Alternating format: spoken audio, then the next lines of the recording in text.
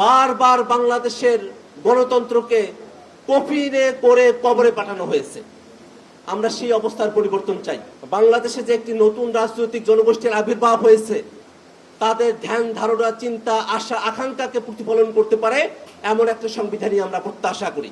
বাংলাদেশে নতুন সংবিধান দরকার কি দরকার না, এই নিয়ে রাজনৈতিক দলগুলোর মধ্যে বিভেদ থাকলেও একটা জায়গায় ঐক্যমত্য আছে যে বিদ্যমান যে সংবিধান, সেই সংবিধানে বাংলাদেশকে চালানো সম্ভবপর নয়, জনগণের পক্ষে বাংলাদেশকে নিয়ে যাওয়া সম্ভব নয়, বাংলাদেশের গণতান্ত্রিক প্রতিষ্ঠানগুলোকে শক্তিশালী করা সম্ভব নয়, বাংলাদেশের গণতান্ত্রিক শাসন ব্যবস্থা প্রতিষ্ঠা করা সম্ভব নয়।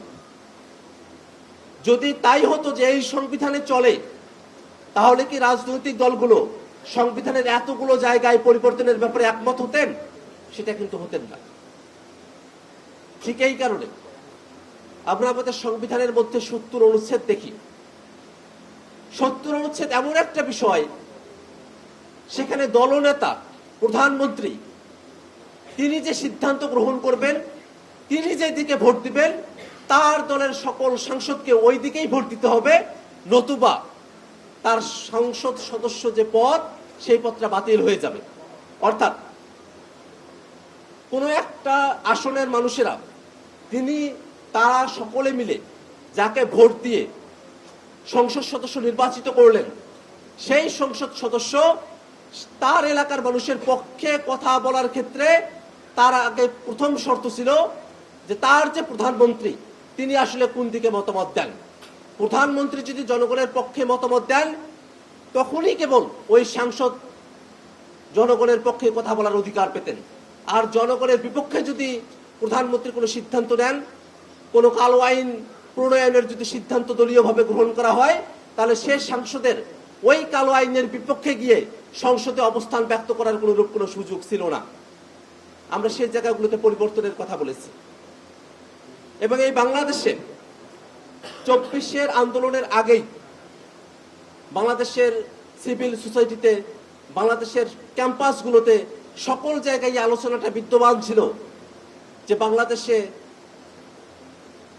গভীরভাবে সংস্কারের মধ্য দিয়ে নিয়ে যেতে হবে, রাষ্ট্র মেরামত করতে হবে, রাষ্ট্র সংস্কার করতে হবে। সে আলাপ ২৪-এর আন্দোলনের আগে থেকেই জারি ছিল। কিন্তু যখন ২৪-এর অভ্যুত্থানের মধ্য দিয়ে শেখ হাসিনা পালিয়ে গেল, তারপরে অনেকে ভাবলেন যে তাদের জন্য ক্ষমতার পথ উন্মুক্ত হয়েছে, তারা এখন আর সংস্কার চান না।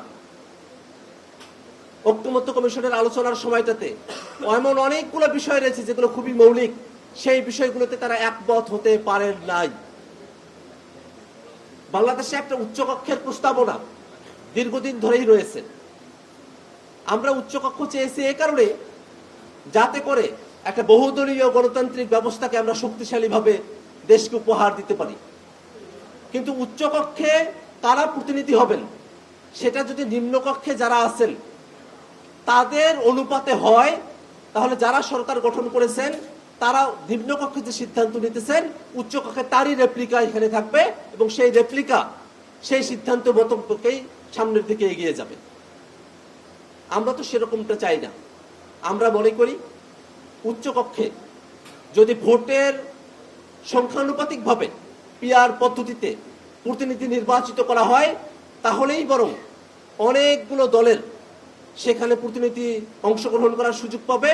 বাংলাদেশ বহুদলীয় যে গণতন্ত্রের চর্চার কথা আমরা বলি, সেই চর্চাটা বাংলাদেশে সমুন্নত হবে।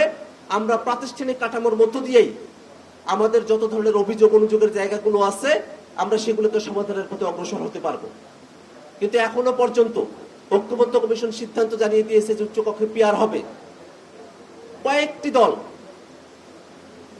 তারা উচ্চকক্ষে পিআরের ব্যাপারে সম্মত হতে পারছেন না। তারা মনে করেন যে উচ্চকক্ষে পিআর হলে বলে বেরোন যে সরকার দুর্বল হবে। কিন্তু বাস্তবতা হলো সরকার গঠন কিন্তু উচ্চকক্ষের উপরে নির্ভরশীল নয়। সরকার কারা গঠন করবেন সেটা নির্ভরশীল নিম্নকক্ষের উপরে। যদি এরকমটা হয় যে নিম্নকক্ষে কোনো একটি দল তারা সিম্পল মেজরিটি পেয়ে গেছে, তারাই সরকার গঠন করবেন, উচ্চকক্ষে কে মেজরিটি পেল না পেল তার উপরে সরকার গঠন করাটা নির্ভরশীল নয়। অতএব এই যে যুক্তি দেওয়া হয় যে উচ্চকক্ষে পিআর হলে সরকার দুর্বল হবে, সেই যুক্তিটা একটা খোঁড়া যুক্তি। এবং সেই যুক্তিটা সত্যের অপলাপ এবং জনগণকে বোকা বানানোর যুক্তি। তা আমরা সেই জায়গাগুলো চাই না। তো আজকে আমরা গণতন্ত্র দিবসে একত্রিত হয়েছি। আমরা সকলে জানি যে বাংলাদেশের গণতন্ত্রকে শেখ হাসিনার ফেসিবাদী শাসন গলা টিপে হত্যা করেছে। 14, 18 এবং 24-এ বারবার বাংলাদেশের গণতন্ত্রকে কফিনে করে কবরে পাঠানো হয়েছে। আমরা সেই অবস্থার পরিবর্তন চাই।